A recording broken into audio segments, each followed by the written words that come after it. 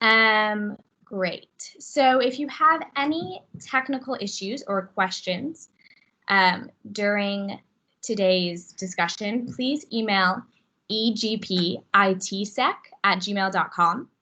This will be monitored throughout the event to respond to any issues. So as you're all familiar, we're adapting with the new technology, so just bear with us and we'll get any issues you have sorted quickly.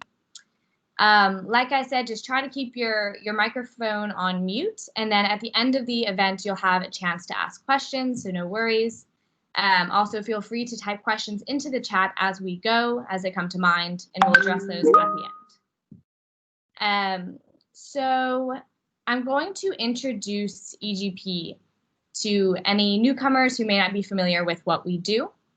Edinburgh Global Partnership is a student-run charity, and for the past 30 years, we have partnered with local communities across Africa, East Asia, and South America to implement small-scale sustainable projects. All the projects we partner on are proposed to us by the communities themselves. The project types can vary, but some examples include construction of maize mills or fish farms, social projects such as promoting sanitary hygiene to schoolgirls, reforestation projects, etc. Once a project has been selected, EGP recruits volunteers who collectively fundraise a project budget. In the summer, they then fly out to work alongside the local community in implementing that project, using the budget they have fundraised. So unfortunately, this year we have had to make some changes given the current situation. So we are not able to send people abroad safely, which has left 4 of our projects on hold. However, this has opened up an exciting opportunity for us to spend the year engaging in the international development scene. That includes hosting a series of insightful webinars engaging in key debates and topics of this field. We plan to use this extra time over the year to consider how we operate as a charity, refine our processes, and ensure we are adapting with the times.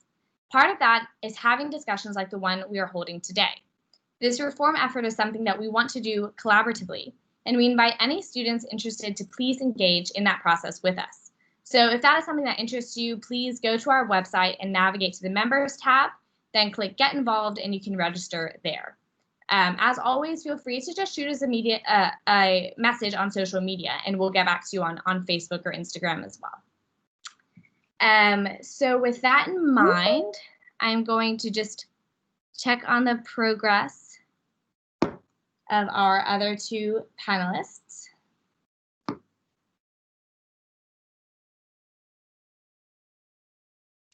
Okay, great. We have Fransisco joining us now. Perfect. All right, so I'm just going to continue and introduce the structure of today's event. So we are going to be addressing 3 kind of core questions around student-led development. The first one will be factors which make an effective project. Secondly, we will talk about how we can ensure that students can volunteer without reflecting volunteerism. And thirdly, how and what students can contribute to those projects. After that, I will open the floor to questions. And like I said, throughout the event, feel free to use the chat to ask any questions to the panel. And these will be read out by myself towards the end of the event. And you can also raise your hand and I'll call on you to ask a question live. All right, guys, so I'm going to introduce the panel and then we can dive right in. So firstly, we have Fransisco Mwambila, who's just joined us. He is a public health officer, executive director of Oasis of Hope organization, and pastor of Christian Way Church. He is based in Karonga, Malawi, and has been host to 2 EGP projects and is a valued partner of our organization. Very happy to join you. Awesome. Thank you, Fransisco. Perfect. Secondly, we have Dr. Augustin Diz to the panel. He is a social anthropology lecturer at the University of Edinburgh, who specializes in anthropology of Latin America. And thirdly, we have Rosebell, and she is a Ugandan multimedia communication specialist, blogger, journalist, and activist with expertise in media, gender, human rights, and peace and conflict issues. Rosebell is just stuck in traffic, I believe, at the moment, but she will be on with us in a few minutes. So that's great. Okay, guys, without further ado, I'm going to dive into today's discussion with our first question. And hopefully when Rosebell joins, she can jump in where we are. So firstly, I'm going to pose to the panel, What factors need to be considered when defining an effective small-scale development project? So, Augustin, would you like to perhaps start us off? Sure. Thanks again for the invitation, and thanks to everyone who's made it in the audience. It's great to see such a big group of people. I guess I should preface my response by saying that as an anthropologist, a lot of my questions are going to be tainted by my professional bias in that sense. So as an anthropologist, the kind of work I do tends to rely on long-term ethnographic research, usually at least a year, where we spend time working with particular communities and kind of living there in participating in people's lives in lots of different ways. So having said that, and I'll give you some concrete examples, I think there are two things that to me really stand out as being crucial for designing an effective development project. And the first one is to really gain an in-depth understanding of the local context. And the second one is having a sense of empathy. So I'll give you an example of what I mean by both of those things. Most of my research is focused on working with indigenous communities in Latin America and looking at their relationships with natural resource extraction. One of the communities that I worked most closely with was having conflicts with an oil company that operated nearby. And this part of the conflict was that the community was demanding jobs from the oil company, and the oil company wasn't interested in giving those jobs. And instead they proposed to design agricultural projects. And part of the problem with this project was that there wasn't really a sense of what the local context was. There wasn't a sense of the internal conflicts that were breaking this community apart. There wasn't a sense of the gender relations which determined how agriculture played out, for instance. So when these projects were implemented, they failed because that kind of social context wasn't taken into account, and it kind of ended up being monopolized by certain families due to these pre-existing social relations. So this is what I mean, I guess, by local context and really understanding in depth what those relations are, and we can go over this in a bit more detail later. And then in terms of empathy, I think the other side of the coin is that we need to be very mindful of even the people that we wouldn't necessarily sympathize with. So in my case, again, I wasn't necessarily sympathetic towards the oil company in this context that I was working with. But as soon as I got to know the people that were administering these projects, I started to realize that they were working under their own sort of institutional imperatives, that they had their own agendas, their own bosses, their own timeframes that they were trying to meet. And as soon as you start having that empathy and understanding both sides of these questions, I think that can really make a difference in terms of not necessarily going in seeking conflict, but rather finding different ways in which you can channel change and make connections and bridges between groups of people. So I'll leave my response there for now, but I'm happy to pick it up later on. Great, thank you. And Rosebell did just join us. So Rosebell, I want to let you know that we are only on the first question now. And I'm going to repeat it just so you can hear it. So what factors need to be considered when defining an effective small-scale development project? Fransisco, do you want to add to that question now? Yes, I can add. Yeah, to be the project to be more effective, and one of the things. Sorry, I'm sorry, my video is not working, so I don't know about the audio. Is the audio well heard, but the video is not working? That's fine. The audio is fantastic. Thank you. Okay.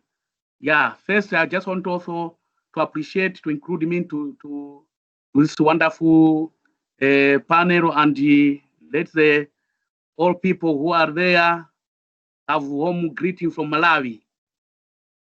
Yeah, to what factors needed to be considered for defining effective small project. One is the local community participation. They should be involved at initiation, implementation, and even evaluation of the project at the end. Because I like what UEGP are doing, but we can also improve when the whole community should be involved. Sometimes these projects are not effective because sometimes you work much with the coordinator. But when you are defining the proposals, you should make sure in the due diligence to make sure that the input in that project at initiation and also during the implementation, because this gives ownership to the community. The community should not see as a donor program, but as a partnership. Because when you want to assist somebody to take him out of the pit, if you throw the rope into the pit and to tell the one who is in the pit just to hold all his hand to the rope, yes, it will be more difficult to pull him out. But if you tell him that one hand should hold the rope, another hand he should use to hold somewhere in the wall so that he should also assist, it means two of you are helping each other. Then the effort and the impact become quick, because even the one who is being assisted is taking part to his own problem. So partnership is very, very important to make this project effective. People should not understand it as a donor, but in a partnership. You take the whole system as a friend in need. So they will participate, appreciate, and own the project. That's very, very important. And also cost effectiveness. It should be also analyzed the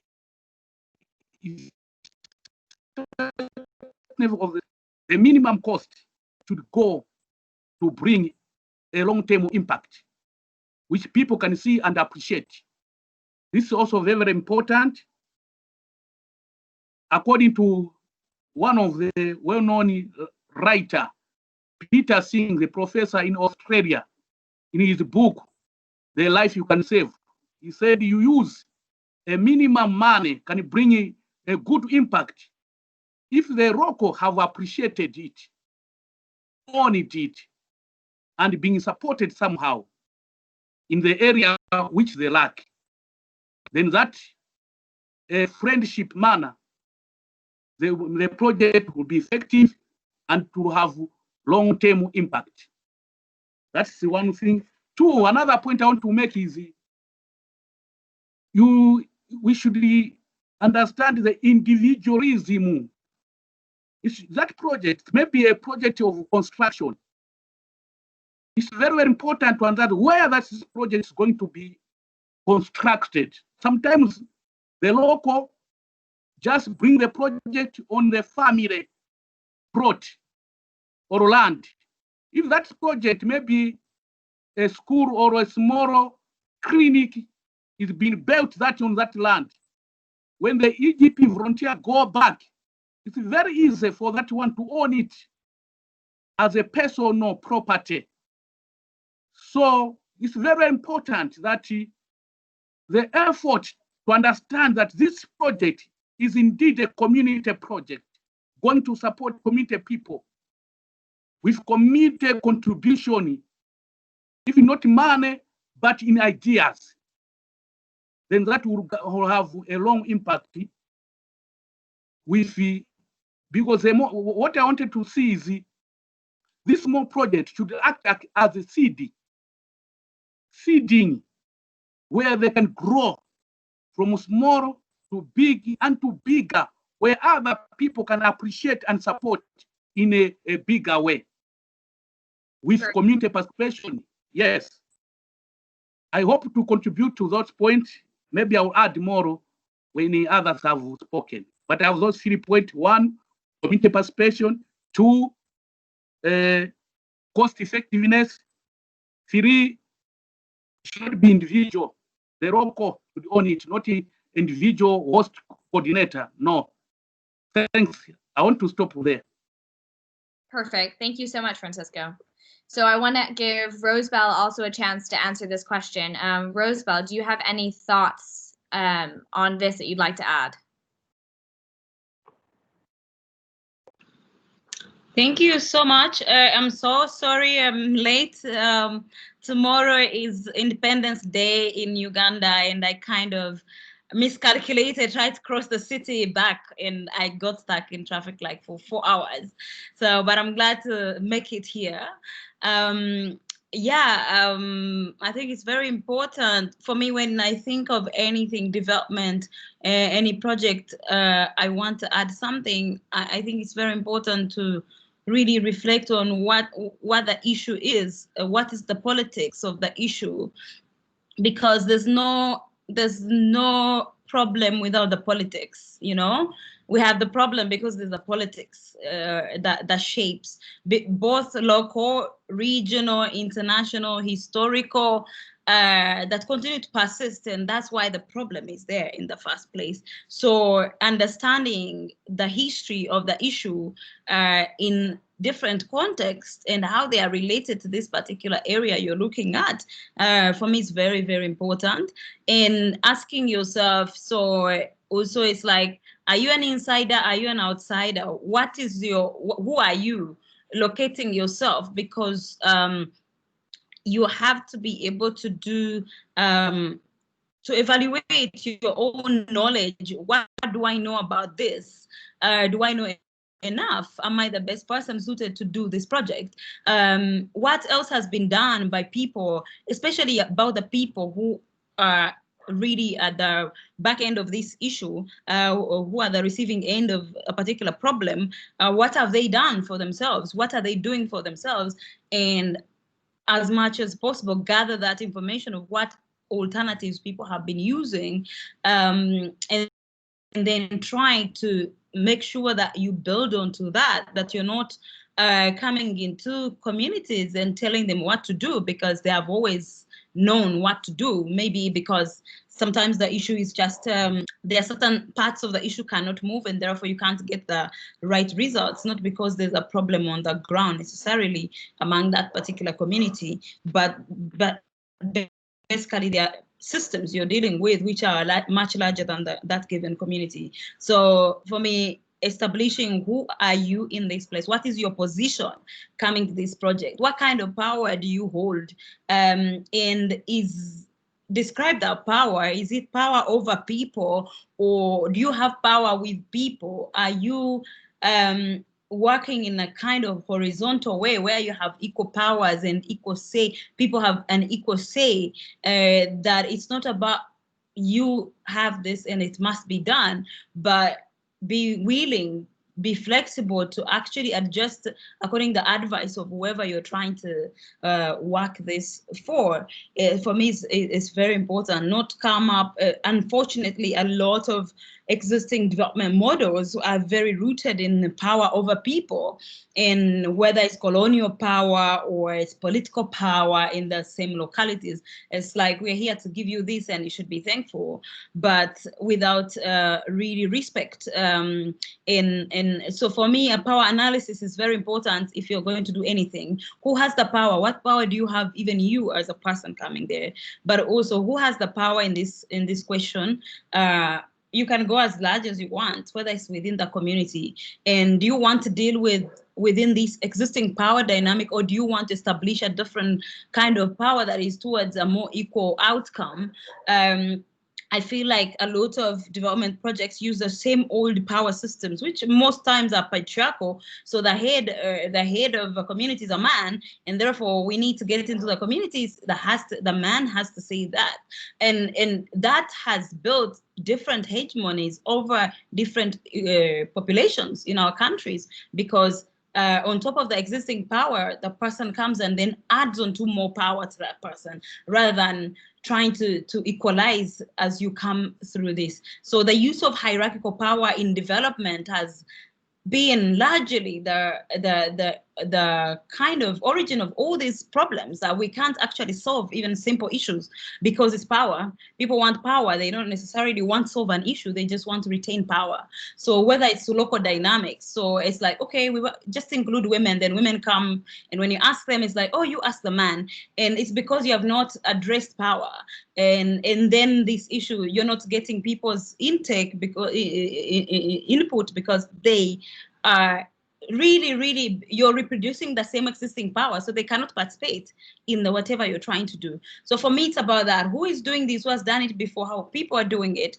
What am I adding? Is it new? And how new is it? And also, yeah, approaching people and know that people know, and people have existed and they have their own systems, and trying to understand how those systems then can actually be built on rather than erased. Thank you. Fantastic. So this really leads in perfectly with our second question, and then I want to ask a few follow-up questions on some points you guys made in those answers. So our second question is, how do we ensure that student-facilitated development projects do not reflect volunteerism? And I think this is a great follow-up to that. And I want to firstly define volunteerism for any of our listeners who may not be familiar with the term. So volunteerism is alluding to the trend of travel to include doing good whilst abroad.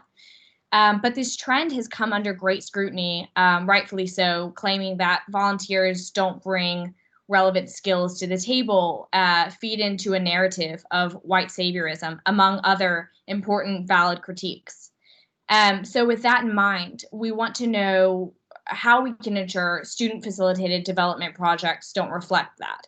And I think based off your answers, this question might point to questions of training and how we can train people, among other things. So with that in mind, I would like to bounce back to Fransisco and see what your thoughts are, Fransisco. Okay, that's very wonderful. Yeah, first I just want to say something for tourism, as well said, which is to volunteer and to tour. Yeah, it has also goodness and its negative impacts. The goodness of it, it brings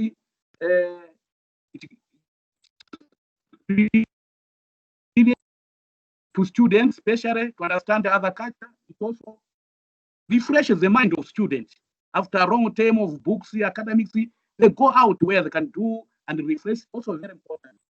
And that's for the student. The community, with good intention, it has brought good youth also. One, economic youth, the community, it has raised the economic of it has helped. Where students come and bring that support, both manual and support, it raises some kind, and not only kind, some lasting impact in community. Fransisco. Of us, you can testify about that. Fransisco, Hello? your audio is breaking up just a little bit. I do want to just, I did catch a lot of what you said, and I want to quickly just summarize to listeners that Fransisco is pointing out that there are pros and cons. There are pros in the sense that it can be economically advantageous, but cons and also brighten students' minds and expand their horizons. But Fransisco, if you don't mind, I'm just going to switch back to Rosebell, and I'm going to try you again in a minute in hopes that your audio will be a bit better. Okay. I'll come to. I was going to go to the negative of it, where you should now come up with some curriculum where you can. So the most important thing is to improve it on the improvement. Yeah, you see it. If you should avoid that mentality where people see students with Western superiority. That's where now it can have a negative impact. I'm sorry, my internet seems to be not okay. Are you hearing me? Yes, now it sounds better actually, Fransisco, so feel free to continue. Okay. Yeah. The negative impact of it, I want to you that you should look at it and to maybe be avoided. Charity. When the children come here, should come with that spirit of partnership, not with that spirit of donor. where they should not come to provide, but they should come to help, support, assist, not to provide, because the people they understand, they know about the pain of colonialism, which they see maybe Muzungu as the one who is superior in everything and can speak anything. But when you come as a friend, as a partner, someone who come to assist, that is very important. So students should be trained to avoid that spirit of who have come to help, to provide to you, but who have come to work together to the issue you have brought to us in your work together to, despite we have some financial support, but we come also to learn from you. So the community will understand, appreciate, and will not look at volunteerism, which have negative impact where people are abused, taking advantage of their situation, which is not good. Of course, I know I've experienced even here.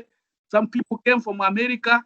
The way they came, with every one of us, we know that they came to take advantage of of us somehow. So that was, of course, not good at all. Right. Despite what they brought. Yeah, that's what I want. Great. Thank you so much, Fransisco, for that. So Rosebell. Okay. Perfect. Thank you so much. Rosebell, I'm going to hop back over to you. Could you expand on that and perhaps, if possible, focus on that element of training that Fransisco was mentioning? Thank you so much. I have a bit of a difference on what Fransisco said. For me, this is very important to really ask questions, hard questions about where volunteerism is rooted. It's not what is needed. People don't need volunteerism. People need communities don't need volunteerism. We are not going to pretend that communities continue to be subjects of your curiosity. Like, the same curiosity would never be reciprocated. An African would not take their curiosity in any community in a Western country, so for purposes of just learning about them and solving their problems, or even contributing anything. It's that one thing that we must be understanding is an extension of a colonial imperial system and the ongoing energization of our lives, that you don't happen to end up, for example, in Malawi. It's because there's a whole big industrial complex of NGOs that facilitates for you to end up in Malawi and not end up in another part of Africa, for example, and not end up in the Middle East somewhere, or where you go. Volunteerism really targets places where the least questions can be asked about a person and what they are bringing to the society. So definitely there's a good issue there to look at in terms of how it targets the most vulnerable of all places. And I don't think we have seen anywhere where lives have changed fundamentally because of that. There's no transformation on the table in that kind of model. And for me, I would say, like, at the end of the day, we need to shift our attention from African countries to your own countries, to where the problems are, because the problems we have in our countries are rooted in neoliberalism, in colonial legacies. And the idea that the work is in our countries is not absolutely right. The work is in your countries, holding governments accountable and finding and doing that work. So development work needs to be redefined for a white community in a white-dominated culture from the north or from the west, to understand that the work is not out here in our communities. Your work is at your home, your governments, the policies they pass, from immigration. You can find in some of the countries, I mean, the states and others, you can find very many levels of poverty that you could actually find in our own countries. I remember a few years ago going my first time, for example, in San Francisco, and overwhelmed by the situation of homelessness. I had never seen anything like that in my whole life. So when we keep this idea that development is what you do in a poor country, and it has nothing connected to you, but you're just going with good intentions. I think that training people in understanding the system and knowing that the work of development is in the countries. It's say, so what is the trade policy towards this country? Yes, the poor, but what is your trade policy towards that country? What are your climate policies? Because this country is poor and it's also climate heat. You know, the farmers in Malawi, in Uganda, are suffering because of the carbon emissions that we have. Development has to be redefined in the north, not something you come to do in our countries. For me, there's little work being done in those countries. The idea that I feel like it's about like understanding that you have a material place. Societies have reached a certain place where you have material, whatever you need, and therefore the countries which don't have necessarily the same materials, that you see them in a certain way, and what we even measure as poverty and what we are able to bring to the table. So for me, it's just, even in any education, these shifts, these paradigm shifts have to be pushed. I don't think we need large numbers of young people flooding our places for that.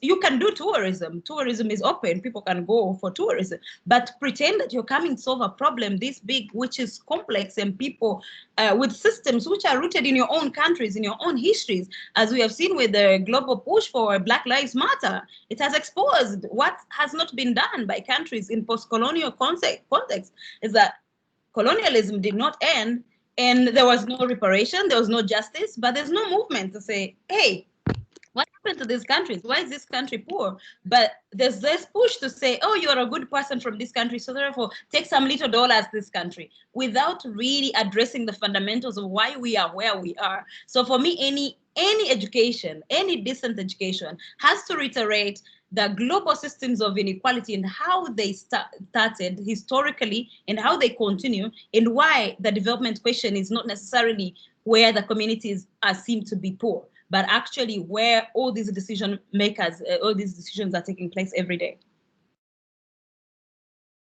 Right, Rosabelle, thank you so much. I think those are seriously crucial points to today's discussion. And I have a few follow-up questions that I want to circle back to you on. But quickly, I want to jump to Augustin and see if you have anything to add to this discussion. I mean, I thought Rosabelle did an amazing job in answering that question, so I don't have too much to add. I guess I was also going to raise the question that an institution like EGP can't think of itself without legacies of colonialism and imperialism that continue to make it possible, and to try and have a, you were asking about how you might train people in the institution. I think part of that training is understanding exactly how EGP, I'm giving EGP as an example, how you came about. What were the power relations? What were the financial relations in the first place that made that possible? What was the policy context in the UK that could have made possible an organization like this? Starting from there, I think what Rosabelle was saying, the question of, well, what is development then, if not a discourse of power relations and a kind of a transformation of old pre-existing relations of power? We can't really imagine development not only in the hands of student volunteers, but development in general without these questions of positionality, of who we are, why we might be the ones who are somehow chosen to enact that kind of change. Those things, I mean, it's difficult because I don't think that we are necessarily our histories either, but we need to have an awareness of why it is that we come to be in the places that we are. These things aren't haphazard, and they aren't random either. I guess in terms of thinking about what that might look like in practice, there are questions about creating shared ownership over mechanisms of accountability and oversight, that these don't necessarily have to be in the hands of EGP on its own. There might be ways of trying to incorporate forms of oversight and accountability with partner organizations as well, and what that might look like, kind of changing those roles to some extent. That's a kind of very open sky, wide open answer, but something to think about. Also, again, to return to Rosabelle's question, how might an organization like EGP think about development in the global north, in the UK, in Edinburgh? to start local. This is a mantra of the development world, work locally. Well, what does that actually mean for, if it was Edinburgh local partnerships, what would that look like? So I'll leave it there. Yeah, I want to add. Yes, I want to add something before. Are you hearing me, Lydia? Yes, go ahead. Yeah, yes, of course, I want to balance both what Rosebero and Russia has just spoken about, on terms of tourism. Yeah, in this world, I have the feeling that we are living in a global world, and we cannot deny that. We're in a global village, which we also, all of us are connected somehow for our own development and development of others. That is what I would like to appreciate. We're here in a global world where we are there to support ourselves and others. In that areas, sometimes as I like talking about Peter singing in his aim of altruism. In this global world, we need to strike balances of everything that we are doing. What is important is to understand the balance, the culture, the need, or whatever, with that spirit of oneness as a world. Because if we say we don't need people, we can do ourselves, yes, we can do ourselves. But let me to be frank, like Africa. Africa is panicking because the process, we have not gone the real process of development like America. It has took 100, UK has took thousands of years where it's now. But Africa is panicking on development because of the science just coming up, like internet just come, like other developments that's coming, the Facebook, the other, they're coming quickly in Africa, where Africa has not gone the process of development area, because development is a process, like growing. From where you are is a wrong process, but Africa is panicking because you have to join a world, which is unequal, of course, I should appreciate. But we should have, also appreciate that you cannot stay back. We can work as we are working that at the rope. While we are working another rope of equality, one also working another, one hand holding the rope where others are pulling us, but another hand is where ourselves should take part, so that we will strike a balance. It will come an area where Africa, like other development partners, like what have done South Korea, China, and others, so that should come together to strike a balance where everyone said, yeah, we are there. But in this global world, we cannot leave anyone behind. We need each other. We need somehow, but we dislike the imperial system or colonialism, which has put pain in the mind of people, especially those who are critical, who support people, because you need to be critical. I wanted to add that way. Right. So I think this is really interesting. So we're in this struggle for balance between, the natural instincts to help others, seeking a partnership in trying to strike that balance, while also recognizing serious systemic issues in which we need to focus in our own homes, in our own local communities. Rosebell, do you have anything to add to what Fransisco is saying before we kind of shift onwards? Yeah, I will always go back to the fact that the world is unequal and Africa is underdeveloped, intentionally underdeveloped, because of the systems that continue to operate. And no one's good intentions are going to change that unless you change the system. You can't change that. You can build, I don't know how many schools, but you're not going to change the system that continues to, even the kids, there's a continued, for example, a fixation in the development world around, how Africa is presented. It's always about African children, African this, and it rides on helplessness and victimhood. And these are things that have plagued development world for a long time. I'm sorry, it's difficult to see any way we can head forward without shedding off all these negative things. Because if really we were going to develop, we would have done that a long time ago. It's because indeed, a lot of times, most of these are unequal power relations. So it's not like we are on the equal table that we say everything. We are not equal. So until we work towards equality, for me, that's why for me, there's a difference between entering a partnership with a local organization on equal footing and the organization saying, okay, maybe the work, the project, the way you wanted it has not gone that way. We should be able to have those conversations. They don't take place. The thing is that as long as you have money, people are trained to think, okay, just let everybody come and walk over this village because they have money. And that is the role of capitalism and all these systems that continue to erode very many values that we should be based on when we are talking about development. But the capitalization that whoever has money has more value to society than anybody else is a real problem.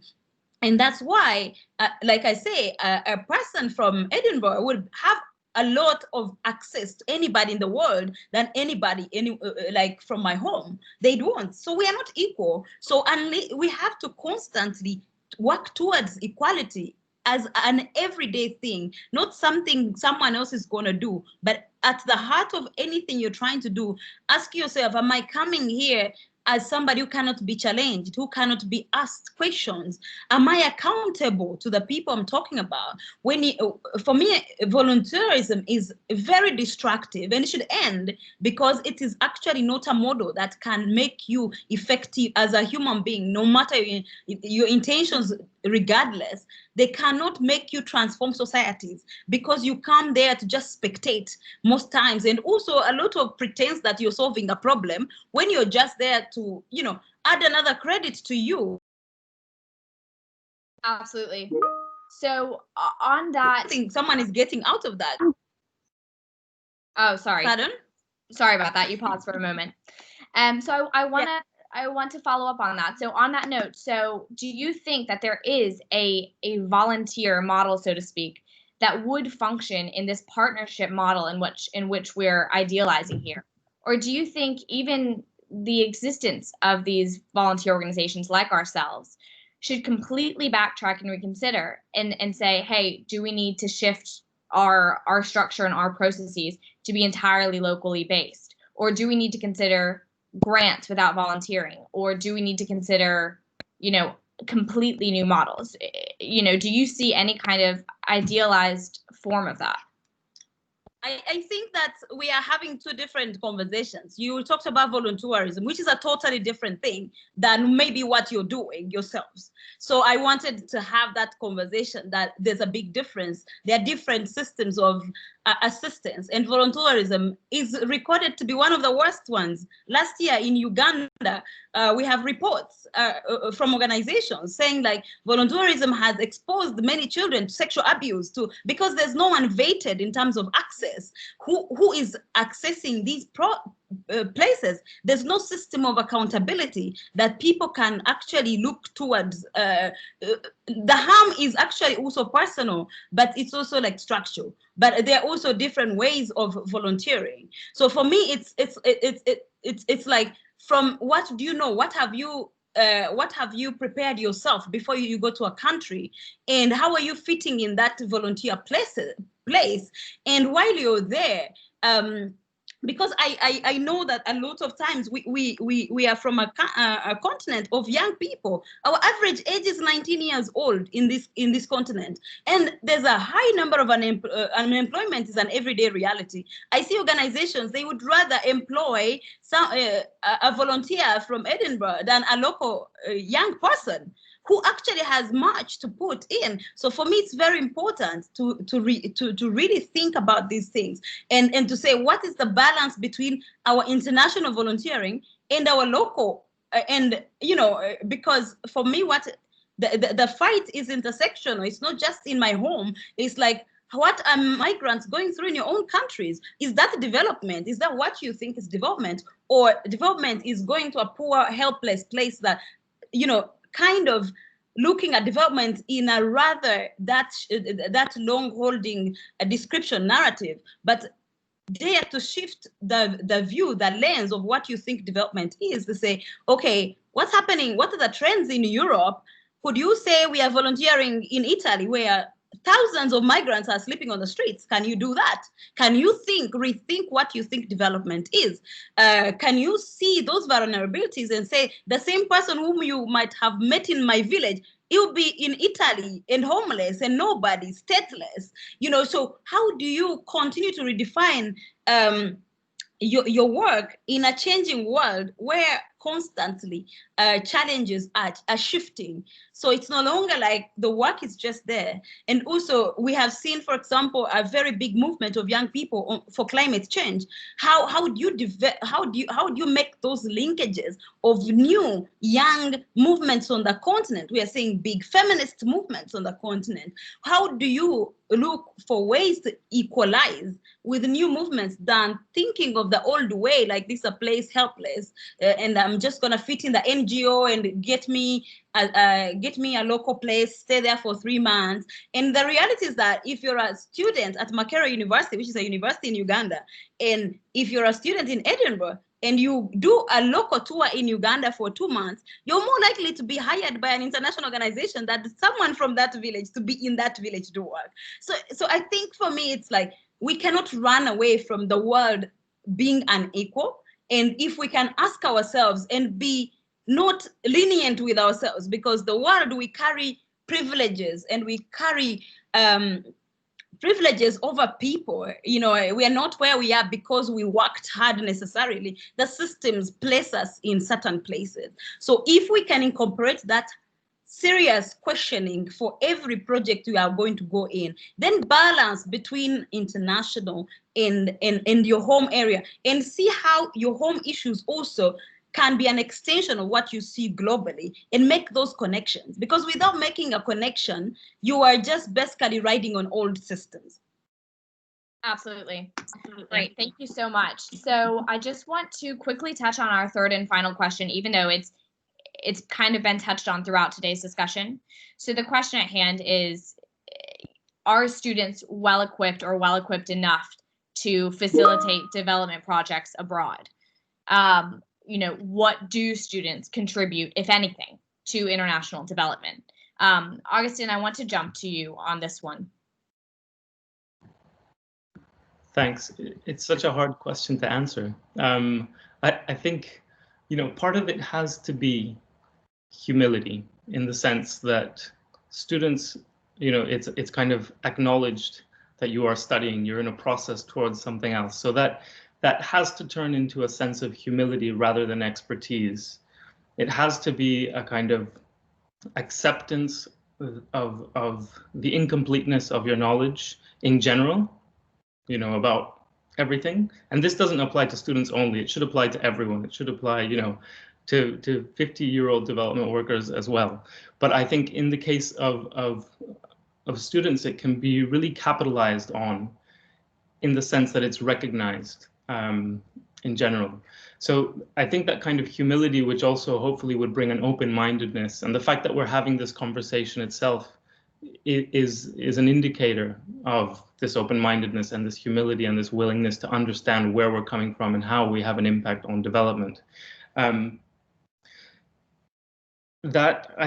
think if we can find ways to channel that and turn it into long-term relationships, institutional relationships.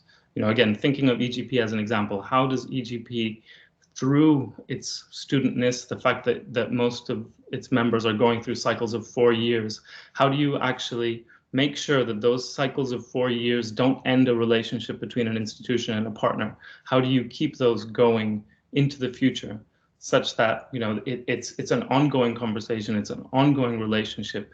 I think that hopefully can kind of lead to more effective results. Absolutely, and it's really interesting you say that, because that's something we are working heavily on this year to figure out, especially a student cycle every 4 years. How can we keep those relationships going effectively? Fransisco, do you want to add on to this question? Yeah, what the speaker has spoken is right. One is the humility. Two, students will have accommodating spirit, where they'll be able to get advice from the locals. Sometimes if we the locals do not have voice because they fear to speak. If maybe on a construction, maybe they should let us do this way. The students should be able to have accommodate local views, so that they should be work as the Russia said on equal ground, equal feelings, so that students should appreciate that they are students. They are not there, that they don't have enough experience, but they are learning. But they are coming also is also important. But we see that open mind to advise the locals. They should appreciate and they should be open enough to tell the world that yes, I like the way Egypt, for example, you say our volunteers here are not all skilled, but they have certain skills. That certain skills can also add to the implementation of the project. So one, they should be open and able to receive advice from the locals. That also brings confidence to the locals, and also they can bring new idea to the student. I want to add in that area. That's all. I think you're muted, Lydia. Thank you. Great. Rosebell, would you like to add on to that?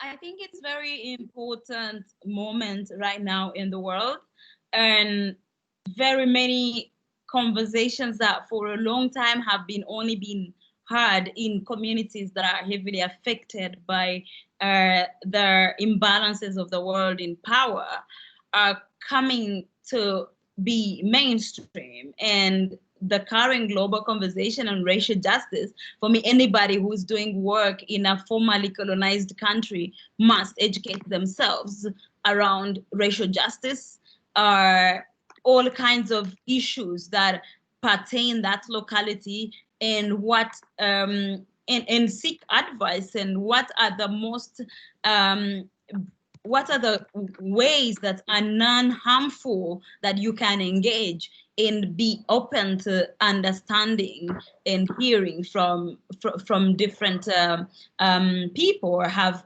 a list of advisors, or people you can bounce ideas on before you go ahead, and so you test them, so you're able to test these ideas before you go into a locality or into a project, and be able to be willing to be checked, to say I'm open and I can be checked, and the earlier that happens, the better. But it's an everyday lesson that you have to integrate into all this work, because for me, history is very important, and much more important is how that history is still being carried forward in the present practices that we do. So I think that trying to expand as many people as you consult, diverse people, so that you're able to construct programs that are not harmful is very important. Then if you start from that, I think then you are starting from that's a good starting place to know, okay, then you're able to check even along the way to say, maybe we thought it was okay, but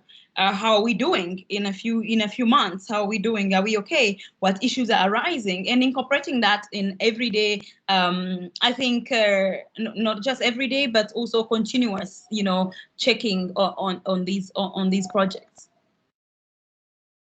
Great, thank you so much. So I'm conscious of time, and I want to give our audience members a chance to ask any questions that will have popped in their minds during this discussion. So that in mind, anybody listening right now, please feel free to write your questions in the Teams chat. But for now, I'm going to start with some questions that were submitted beforehand, guys. So let's get the list up here. One question is, would it be more effective in some scenarios to send money without volunteers? Does this scream at anybody to immediately pitch in here? So basically, is there a space to send money, grants, loans without volunteers traveling to oversee the usage of that money, what's the pros and cons, I guess, of the operation of grants from NGOs versus sending those grants along with volunteers? So for context, EGP fundraises throughout the year, and we send that money over, but then volunteers are able to work alongside the local community and see the project take form, right? Does anybody have anything to add to that question? Yeah, I would like to come in. Go for it, Fransisco. To me, of course, I'm reluctant to say yes to that idea, because as the main problem with the people is accountability. Volunteer, of course, volunteering with sometimes the accountability is a problem for larger NGOs, big NGOs who are supporting, but also they have. There should be a balance somehow, but just to destroy the whole objective of EGP at once. It can work little by little, but can be work in a trial, because I want to see it doing progressing little by little, other than just sending money there, because it has worked, and it has some people have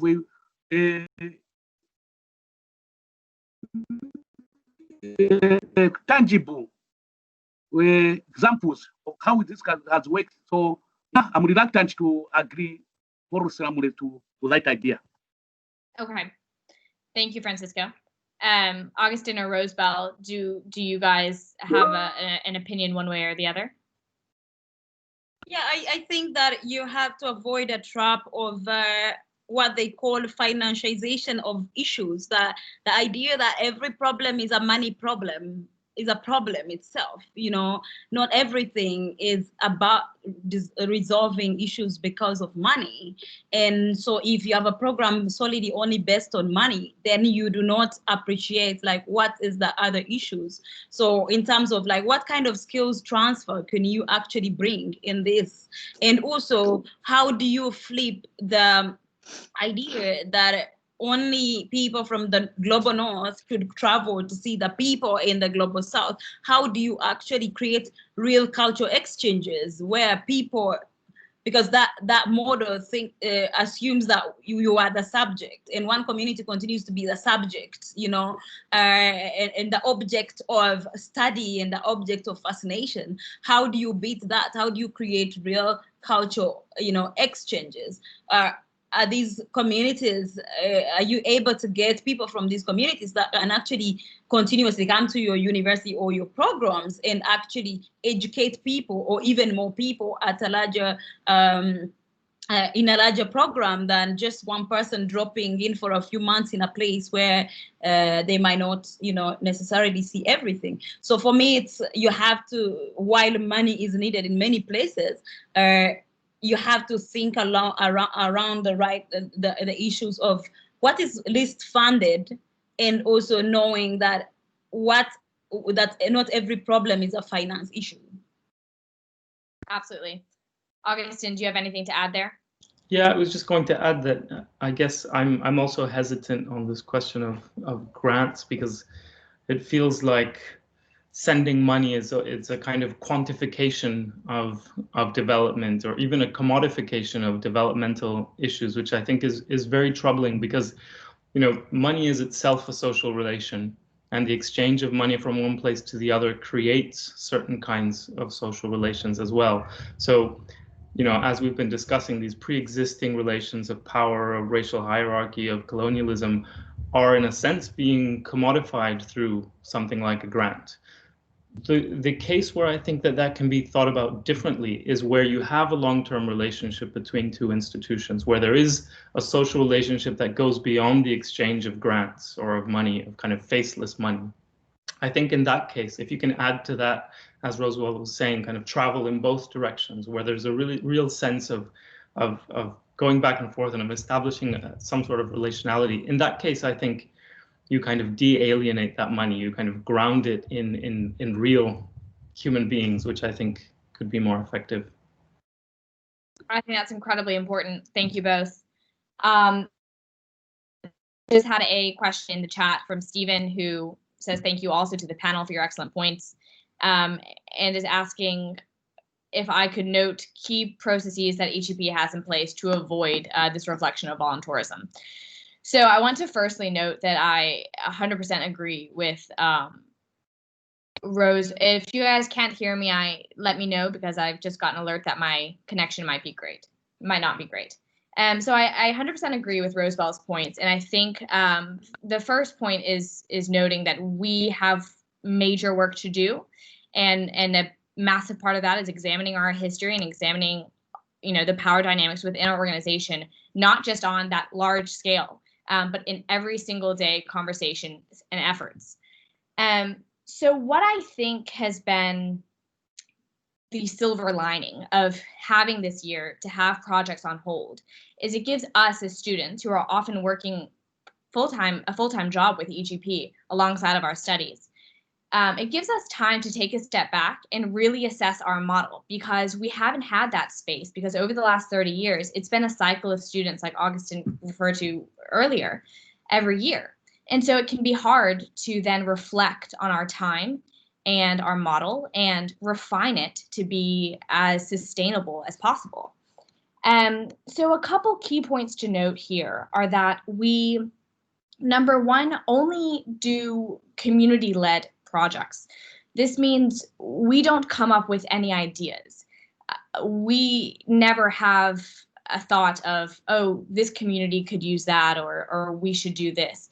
It's all applications from communities who say, we're interested in doing X, Y, and Z, and they present an extensive proposal, which we review at length, and we go from there. So that's one kind of distinguishing note that we do like to emphasize with what we do. The second thing would be that we simultaneously volunteer in Edinburgh. We have a committee member who is dedicated solely to Edinburgh volunteering opportunities. This means that periodically our committee members and our volunteers who are on board for that year's projects work in various ways throughout the community, and oftentimes they can choose based on their interests in what ways they would like to volunteer. So if they're particularly interested in climate change, a group can lead a cleanup of sorts or help a local organization. So that's called Ed Links, and we like to emphasize that as well. So those are a couple really key points to note when we're talking about the difference between sustainably led development and volunteerism. With that in mind, we want to have these conversations because we have work to do, and there's no dispute around that. So I think hearing all of your thoughts today is highly important for us, because we take all of this back and meet and say, right, what can we take away from these conversations? And we're going to use that time this year in a very valuable sense to really see what structures we can overhaul for future sustainability. So thank you, Stephen, for your question, and I hope that answers or clears up anything for audience members as well. Do you guys have anything to respond to that? Because I would be definitely interested to hear if you have any thoughts. If not, that's also fine, and we can move on to, we'll just do, I'm conscious of time, so maybe we'll just do one or max two more questions that were submitted in advance.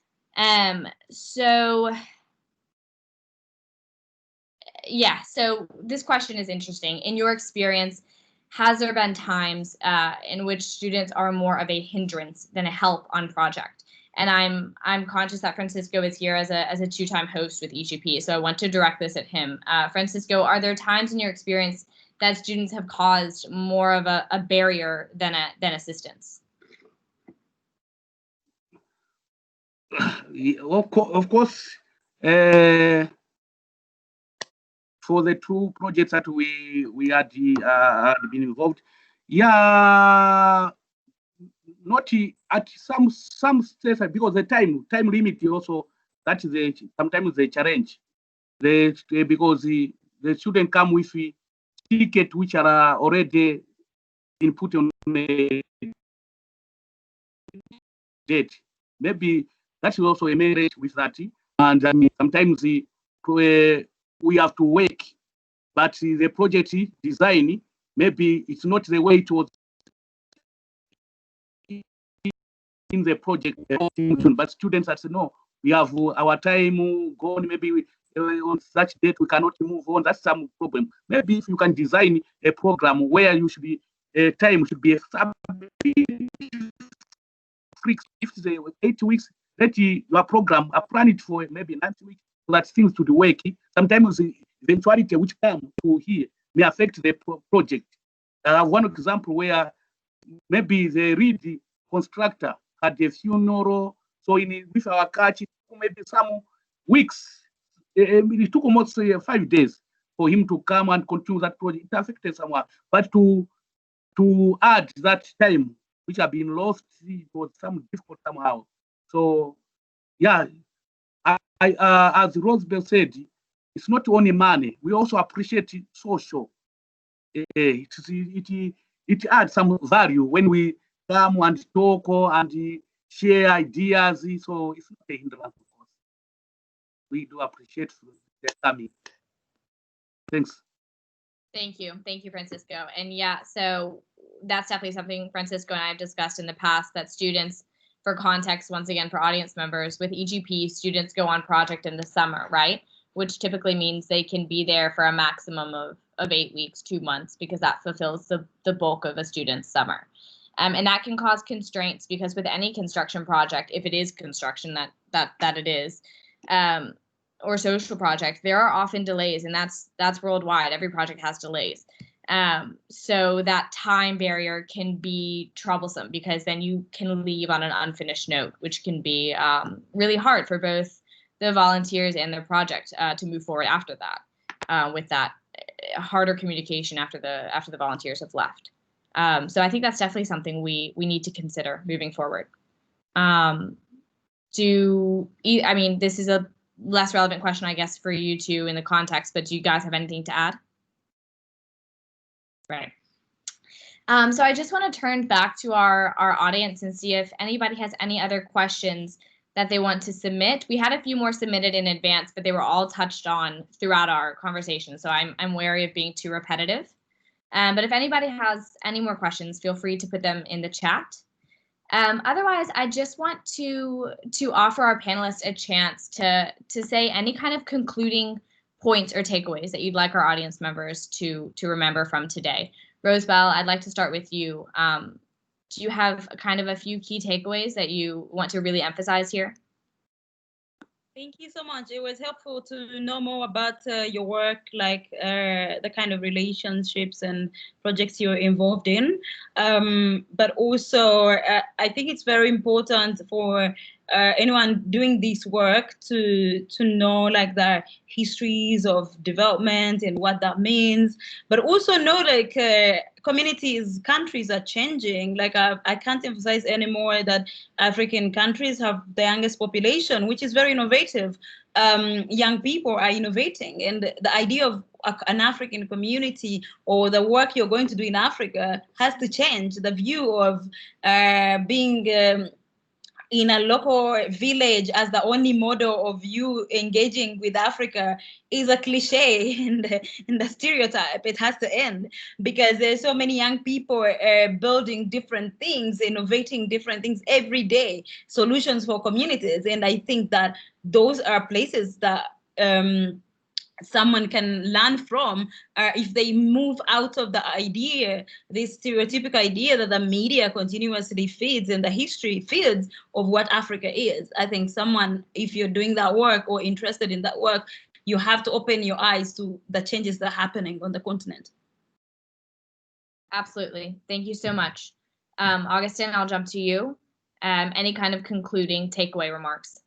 Yeah, I guess this idea that development is always and always will be a loaded term, that's loaded historically, and it's loaded politically and by the power relations that it creates, that that it's not a value neutral field or industry by any stretch of the imagination, and that the more that we can explore that in depth, the more that we can be reflexive about it in terms of ourselves and the institutions that we work with. I think, you know, the better this thing that we're calling development will be, and also just being mindful and aware of the relationships that go both ways and how we might create them and how we might improve on them and build on them for the future as well. And yeah, and thanks again for the invitation. If there is time, I did have a question about EdLinks and EGP and the projects that you do in Edinburgh. Are they, would you say that they're kind of weighed equally in terms of the kinds of work that are being done? If there's no time to answer that, that's fine, but it might be something to think about. I'll quickly touch on that because I think it's a really good question. Weighed equally is an interesting one because it depends how we're weighing it, right? So we don't undertake the large amount of fundraising for local organizations that we do for projects. And I think part of that is a time constraint. So fundraising is incredibly time consuming. So it would be very difficult to fundraise at the same rate we do for projects locally. And I think that in itself is a major issue. But then again, I would say time-wise, actually, it's probably quite similar because when you break down how many people in their spare time, because we have a certain amount of hours that we require our members that are joining as well to contribute, time-wise, it's probably quite equal. And I would say that this year we focused a lot on making sure those opportunities to volunteer locally or engage locally in whatever capacity are frequent, so that we give our members often and varied opportunities to volunteer. And the other positive thing is that those volunteering opportunities locally vary drastically. So it allows our members and our committee members to volunteer, like I mentioned before, in areas that they're interested in, which means we touch on a lot of different themes locally. So rather than just agricultural or just this, right, just climate change. So I would say they're roughly equal, but we definitely could focus more on the local aspect in a few different ways. I hope that helps. That's a bit vague. Fransisco, would you like to touch on some key takeaway points, any kind of conclusion remarks for our audience members? Yeah. EGP is doing good, but he also has the I don't know that your lecture name was, sorry for that. He has said the follow-up should not be one-off project where you do it end, but you should continue to build a relationship. So that is very, very important. After the project, you should continue making follow-up questions. If it may not be financial, but just a support where that